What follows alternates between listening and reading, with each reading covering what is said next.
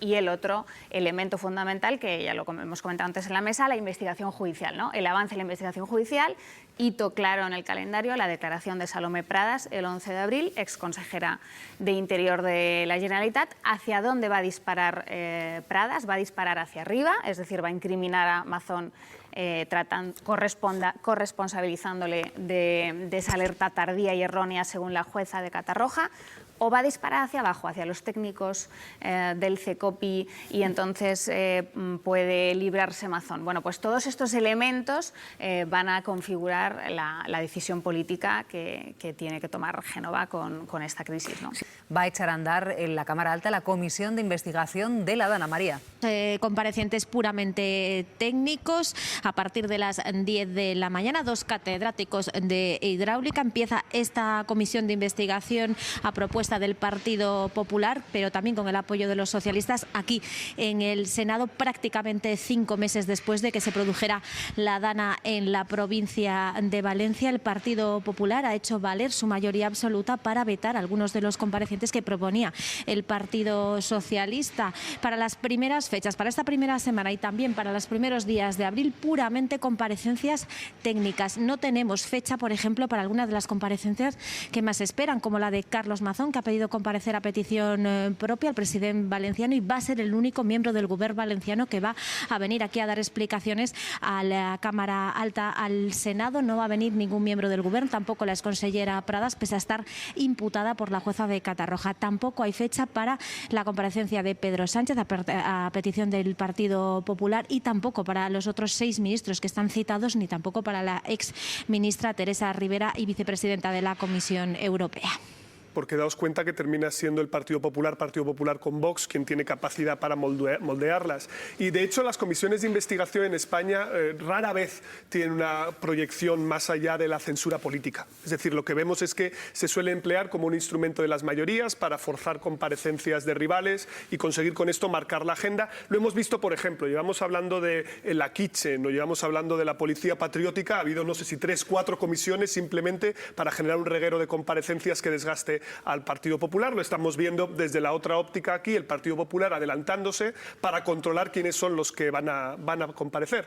Por lo tanto, mucho me temo que, por desgracia, este tipo de instrumentos terminan siendo un componente más político ligado a la agenda, y cuando nos queremos enterar de lo que realmente ocurre tenemos que girarnos hacia Catarroja, es decir, hacia la agenda judicial, que es donde estamos empezando a descubrir dónde ha podido haber fallos en el proceso de toma de decisiones, o si es que hay que revisar los protocolos. Yo creo que esto es algo problemático que ya hemos visto en el pasado en nuestro sistema político, y que, a diferencia de los modelos anglosajones en los que hay comparecencias mucho más independientes y de expertos, aquí normalmente se emplea con esta finalidad. Es que, claro, parece extraño que un personaje clave como Salomé Pradas no sea citada de momento. Claro. O sea, que tendría que ser prácticamente la primera que tendría que ir. Claro, totalmente, y volvemos a lo mismo, ¿no? Al final, como hay una mayoría del Partido Popular en el Senado, desde ahí impulsan la comisión y ellos deciden quiénes van y quiénes no. Es más, fijaos que muchas veces el PP se guarda la bala. Ya tenemos 2 potenciales comisiones a las que puede llamar al presidente del Gobierno, tanto la del caso Koldo como esta, y por lo tanto siempre están amagando de en qué momento puede ser más conveniente el que haya un cara a cara entre senadores y Sánchez o no. Por lo tanto, vemos mucho cálculo político y poco ánimo de esclarecimiento de las responsabilidades, que yo creo que es algo que, insisto, pasa en todas las comisiones, pero es que nuestro sistema parlamentario aquí genera ese tipo de patologías, creo. Sí, es decir, para las grandes ocasiones tenemos aquella historia de que la historia la escriben los vencedores. Pues para las comisiones de investigación, pues que tenga un escañito más que el otro y pueda, de alguna manera, controlar una institución, ¿no? Se ve en el caso del Senado con el Partido Popular, también se ve en el caso de la mayoría de investidura en el Congreso en otras ocasiones, ¿no? Lo cual nos lleva a la conclusión de que estas comisiones no siempre sirven. Sí sirven en algunos casos, es decir, y depende evidentemente de la voluntad de hacer de ellas un instrumento útil. Ante esa falta de voluntad, y en la España que vivimos, ¿no?, tan polarizada y tan enconada, pues igual merezca la pena plantear algún tipo de reforma, ¿no?, para quizás ampliar de alguna manera la mayoría, para que el objeto y el apoyo de esas comisiones sea más transversal, evidentemente teniendo el riesgo de que esa mayoría no exista y al final no se haga. Pero para que sea un instrumento al servicio de intereses partidistas de uno u otro bando, yo creo que hay mejores cosas que hacer. También acompasarlo un poco a los tiempos judiciales, ¿no? Porque sabemos que si hay un proceso judicial abierto, poco avanzamos, porque quienes más tienen que decir, que son las personas que están en ese puesto judicial, llegan ahí y dicen, mire, pues yo vengo porque tengo que venir, pero me callo. Sin duda, y de hecho es muy interesante esta comisión de investigación de la DANA, para mí, en el caso de la estrategia del PP, que es muy complicada, porque realmente el PP, me consta, ¿no?, impulsó la comisión de investigación en el Senado sobre la DANA antes de conocer cómo iba a ir la investigación judicial, ¿no? Y el problema es que la jueza de Catarroja se lo está poniendo muy difícil en su estrategia política de intentar corresponsabilizar al Gobierno de España de la tragedia de la DANA, porque es que la jueza de Catarroja en sus autos está dejando muy claro, meridianamente claro, que la competencia era exclusivamente autonómica, que la información que se disponía, dijo la jueza, era sobrada y que la alerta fue tardía y errónea, y eso competía a la administración autonómica. Con esos mimbres es muy difícil armar una estrategia política en una comisión de investigación para tratar de corresponsabilizar al adversario. En el PP son conscientes de ello, me consta, y hay preocupación también en el partido, porque no va a ser nada sencillo abordar esta comisión en la que además los senadores del Partido Popular vamos a ver cómo llevan la defensa de la gestión de Mazón, ¿no? Porque el propio líder del PP, Alberto Núñez Feijóo, se ha desmarcado de la gestión de su varón de Mazón. Ha dicho que no estuvo a la altura, ¿no? Por tanto, no es políticamente una comisión sencilla para el PP. El PP va a estar muy pendiente de la evolución de las encuestas, me consta también, para decidir si tiene que alterar su plan, que hasta ahora pasa por sostener a Mazón, ¿no? Porque la operación para destituirle es de tal complejidad que por eso Feijóo ha decidido que en estos momentos el mejor escenario, el menos malo, es sostener a Mazón, consciente aún así de su desgaste. Pero cómo evolucionen las encuestas va a ser muy relevante para los tiempos en los que el PP va a tomar la decisión de adelantar o no el recambio de Mazón, porque está claro en el partido, está asumido que no va a ser el próximo candidato, pero la pregunta todavía en el aire es en qué momento se va a hacer esa operación. Y ahí me contaban en los últimos días algunas fuentes populares que en las encuestas hay dos claves. La posibilidad de que el bloque de la izquierda pudiera sumar más que el de la derecha, ¿no? Y otra segunda, un escenario todavía improbable, pero que yo también he escuchado dentro del PP, la posibilidad de que Vox incluso pudiera amenazar un sorpaso del Partido Popular en la Comunidad Valenciana, ¿no? Esos dos elementos van a ser mirados con lupa en Génova para ir decidiendo los tiempos. Y el otro elemento fundamental, que ya lo hemos comentado antes en la mesa, la investigación judicial, ¿no? El avance en la investigación judicial.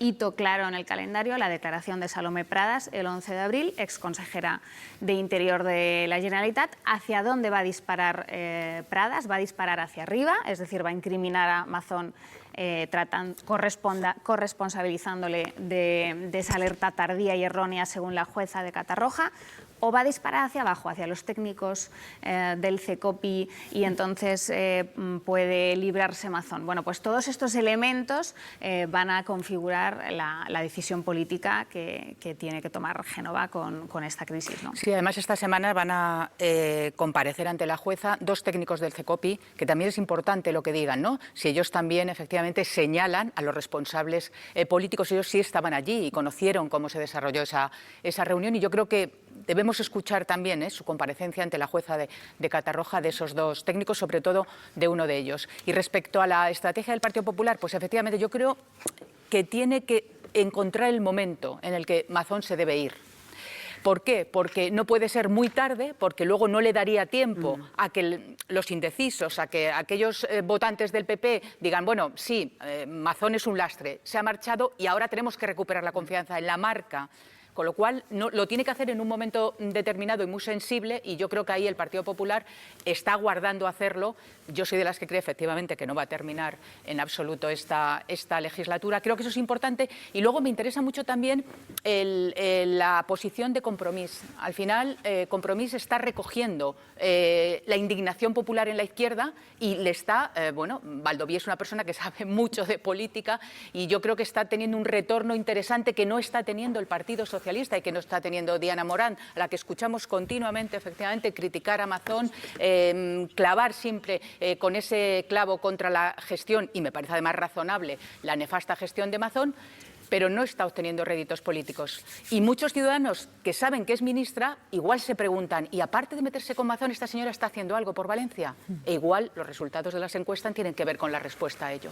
Bueno, y en este contexto Pedro Sánchez asegura que Feijóo lo que quiere es repetir en el resto de España el acuerdo que han suscrito Partido Popular y Vox en la Comunidad Valenciana, un pacto al que Sánchez se refiere como el Pacto del Ventorro.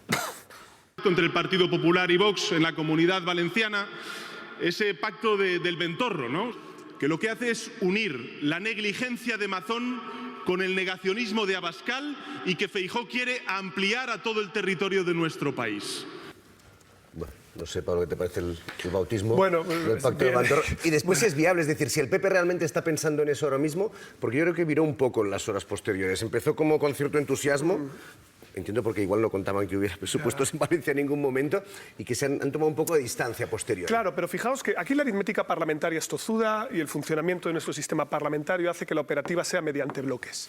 Fijaos que los que han sido más críticos con el pacto que ha habido entre Carlos Mazón y Vox en la Comunidad Valenciana han sido justamente los varones del PP que tienen mayoría absoluta.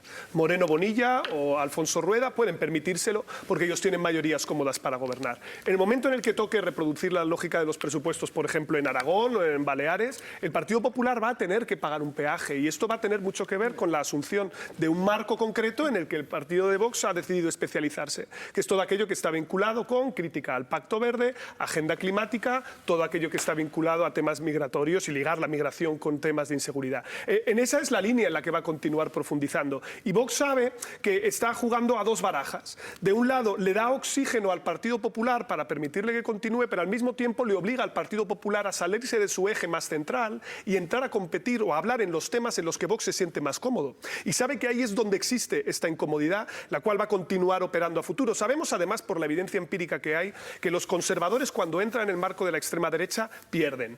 Ya sé que existe como un dicho popular de que la gente prefiere el original a la copia, pues es verdad, ¿vale? Al menos sabemos que como poco, desde los años 2000, cada vez que un partido conservador ha entrado a hablar desde un enfoque duro de temas migratorios o ha empezado a virar, es la extrema derecha quien lo capitaliza más fácil. Y ahí es donde está el equilibrio complicado. Núñez Feijóo todavía no tiene ese problema, porque ahora mismo no se puede articular una mayoría en el Congreso. Pero sus varones territoriales, que son los que sí tienen mando en plaza, claro, ahí no les queda más remedio para continuar sus legislaturas que el apoyarse en Vox. Y Vox, evidentemente, pues le va a pedir un peaje.